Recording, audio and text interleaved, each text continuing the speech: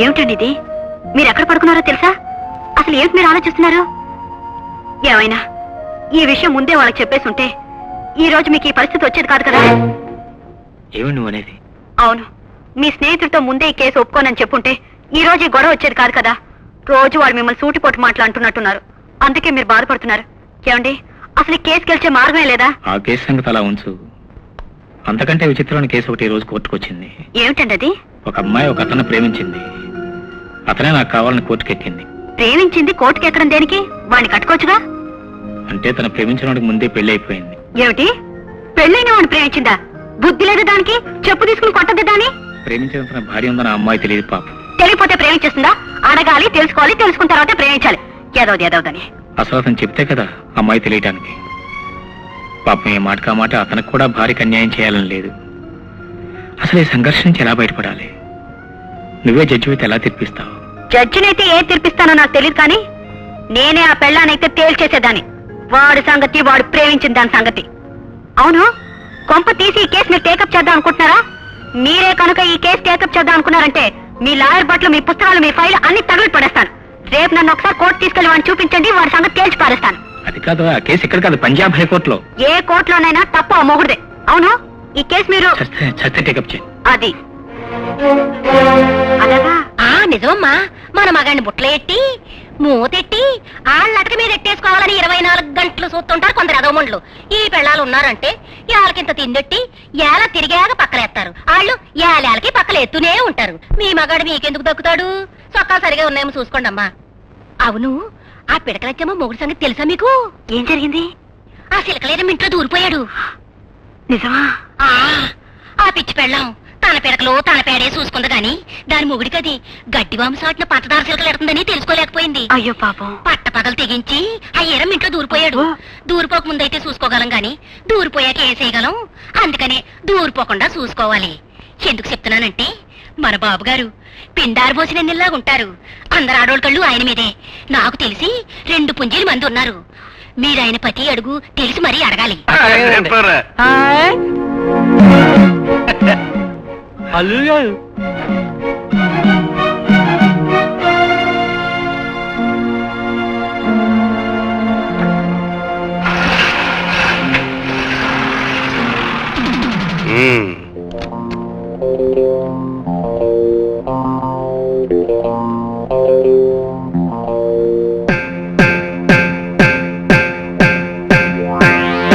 ఏంటి అలా దొరికిపోయిన దొంగలా చూస్తున్నారు? మొత్తానికి ముసలముండా కొడుకు లంకంటించాడు.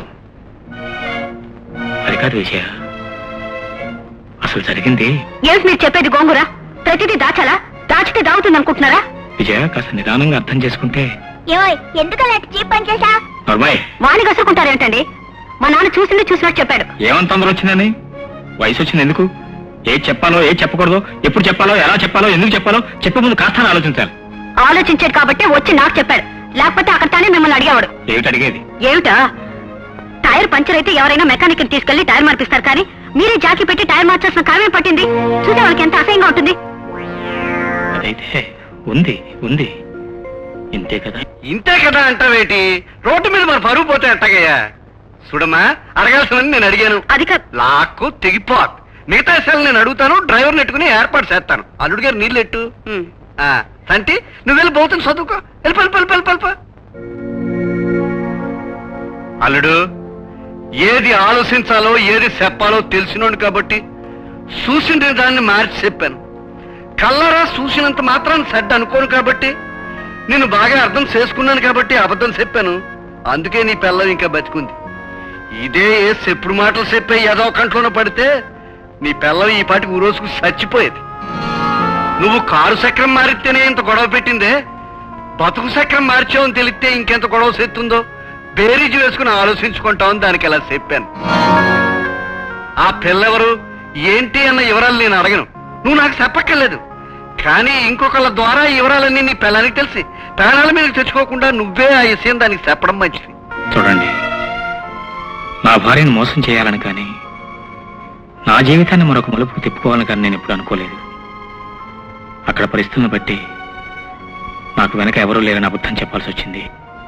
ఇక్కడ పరిస్థితులను బట్టి అక్కడ నిజాన్ని దాచాల్సి వచ్చింది. కేవలం నా కారణంగానే రేఖ జీవితం నడివేది పోలైంది. మళ్ళీ ఆమె జీవితం చక్కబడితే తప్ప నా సమస్యకు పరిష్కారం లేదు.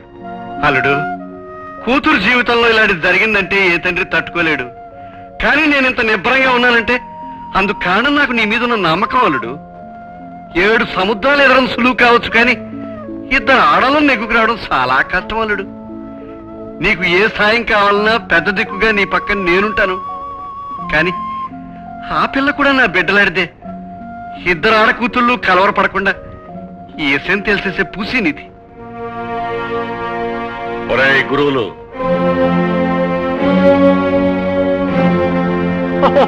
ముసలాయన ఏమిటి ఇలా వచ్చావు? డబ్బేమైనా కావాలా? ఒరేయ్, ఇంటి తిండి తిన్న కుక్క కూడా విశ్వాసం ఉంటుందిరా. నా ఉప్పు తిని కుక్క కన్నా దిగసారి మాట్లాడుతున్నావు. జాగ్రత్త. ఏమిటయ్యా పెద్ద ఎగురుతున్నావు? తిండికి లేని సమయంలో డబ్బు ఇంకెందుకు వస్తారు? అడగటం కూడా నేరమేనా? కాలం అలా ఉంది, ఏం చేస్తాం? ఒరేయ్, మీరు చేస్తున్నవన్నీ కుతంత్రాలని నాకు తెలుసురా. మీరు కోర్టులో ఓడిపోవడం ఖాయం. అందుకే మీకు కావలసినంత డబ్బిస్తాను. మీరు ఆడినవన్నీ నాటకాలని కోర్టులో ఒప్పుకుంటారా? పిచ్చి బాబాయ్, మా ఆస్తిలో మాకు డబ్బిస్తావా? మొత్తానికి మతి చెందినట్టుంది. పిచ్చి ఆసుపత్రులు చేరు, ఏ గొడవ ఉండదు. ఒరేయ్, ఇంత జరిగాక మీలాంటి వెధవుల ముందు తల వంచవలసిన పరిస్థితి వచ్చాక నేను అసలు బ్రతికుండేవాడిని కాదురా.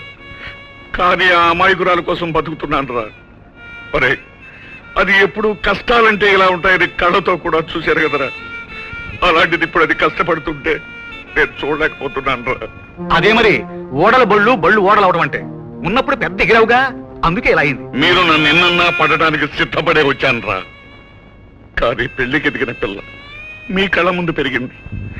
దాని ముఖం చూసైనా మీ మోసాలను ఆపండి రా. ఆ రోజంత ఎగిరావుగా కోర్టులో తెలుసుకుంటారని తెలుసుకో. ఆ కేసుకు ఆధారమైన ఫైల్ కాస్త పోయిందిగా, దిక్కులేక కాళ్ళబేరానికి వచ్చాడు. నేను కోర్టులో ఓడిపోతానన్న భయంతో ఇక్కడికి రాలేదురా. నా మనవరాలి బతుకు మీద ఉన్న బాధ్యతతో వచ్చాను రా. నేను ఇక్కడికి వచ్చానని తెలిస్తే అది మళ్ళీ నా ముఖం చూడదురా. మీలాంటి వ్యథలో ఇంకా మానవత్వం ఉందనుకోవటం నాదే పొరపాటురా. డబ్బు కోసం కన్న తల్లిని కూడా నడివీధిలో వేలవేసే కిరాతకులు రా మీరు. నేనే కోర్టులో గెలిచి తీరుతాను. అప్పుడు మీరే పిచ్చి కుక్కలుగా మిగిలిపోతారు. నేనే గెలిచి తీరుతాను రా. రేఖ, నువ్వు ఒకసారి ప్రామిస్ చేసావు, గుర్తుందా? అది కేసుని గురించి నువ్వు అనుకున్నావు, కానీ జీవితాన్ని గురించి నీకు తెలియదు. కేసు గెలిచిన తర్వాత నీకు చెప్దాం అనుకున్నాను. ఇప్పుడు జీవితంలో ఓడిపోకముందే చెప్పాలనుకుంటున్నాను. ఏమిటండి అది? నేను నా ప్రాణ స్నేహితుడి దగ్గరికి తీసుకెళ్తున్నాను. అతను ఎవరో ఇప్పుడు నీకు చెప్తే నువ్వు ప్రళయంగా మారిపోతావు. మీరు చెప్పేది మీ స్నేహితుడి గురించా, లేక మీరు తయారు చేసిన పొడుపు కథ గురించా? కథో జీవితం, నువ్వు ఏ నిర్ణయం తీసుకోవాలో, నన్ను ఎలా అర్థం చేసుకోవాలో, ఎవరిని ఎలా ఓదార్చాలో నీకే తెలుస్తుంది. రాబెడదాం.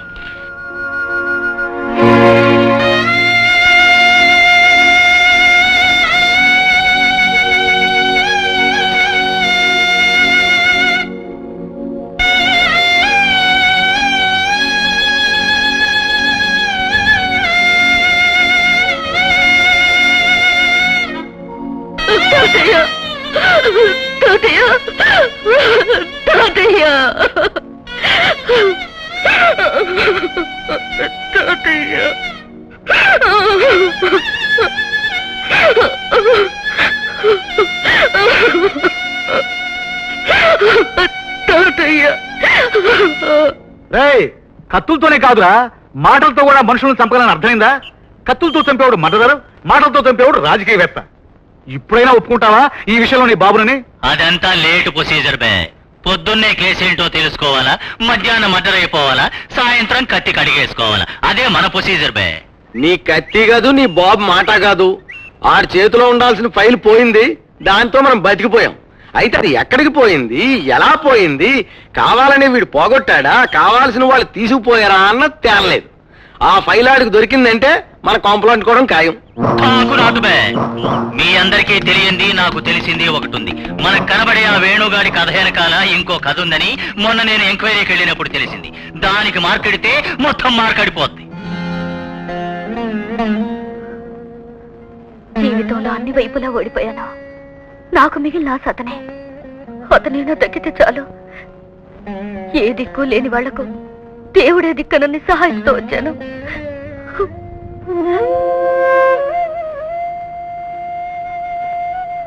ఏమిటమ్మా బాధపడుతున్నావు? బ్రతుకెందుకో భయంగా ఉంది. అంత విన్నానమ్మా. అతను నీవాడు కాకుండా పోతాడని ఎందుకు అనుకుంటున్నావు? అతను నేను కాదన్నాడా?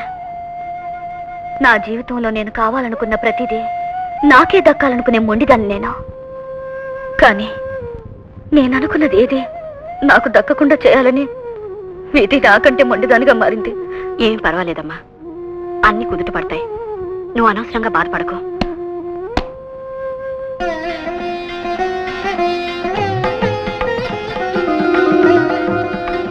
రామా, ఏమిటక్క? ఒక ఆడదాని కొంగు చాలు మరో ఆడదాని కాపురాన్ని నిలబెడుతుందని సత్యాన్ని సాటి చెప్పే నోమమ్మా ఇది. ఈ ధాన్యం 11 రోజుల్లో మొలకలొస్తే అతనితో నీకు తప్పకుండా పెళ్లి జరుగుతుంది. ఈ 11 రోజులు నువ్వు నిష్ఠగా ఉండాలి. రా, దండం పెట్టుకో. అమ్మా, మనుషులు ఎలాంటి వాళ్ళో తెలుసుకుని కట్టమ్మా.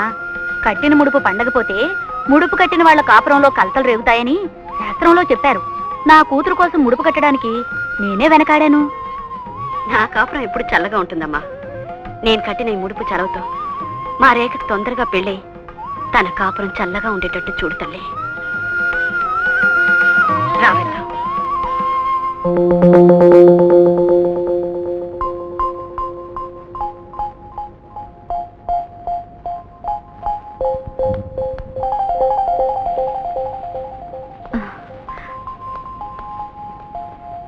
ఏమిటి రేఖ, చాపమే కొనుక్కున్నావేంటి?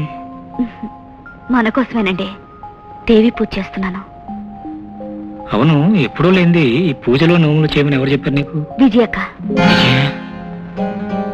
విజయ్ ఎవరు? నాకు చాలా రోజుల నుంచి తెలుసండి. వాళ్ళ ఆయన కూడా లాయరేనట. మీ కోర్టులో కనిపించలేదా? చాలా మంచివారట, చాలా హుషారైన వారట. అలాగా? పేరు నాకు తెలియదు కదా. మర్చిపోయింది చూసారా? రేపు కనుక్కొని చెప్తాను. ఎల్లుండి పూజ జరిగితే మన పెళ్లి తొందరలోనే జరిగిపోతుంది. రేఖ, ఎందుకు ఎవరు తోచిన నిర్ణయాలు వాళ్ళు తీసుకుంటారు? నా గురించి కానీ నా పరిస్థితి గురించి కానీ ఎవరు అర్థం చేసుకోరేంటి? మనసులో అగాధాలు ఉన్నప్పుడు మనం సృష్టించిన భగవంతుడు కూడా ఏం చేయలేడు. నేను కోర్టులో ఈ కేసు గెలిచి నిన్ను గెలిపించిన తర్వాత చాలా మనసులో సమాధానం చెప్పుకోవాలి, చెప్పుకుంటాను కూడా. That's it.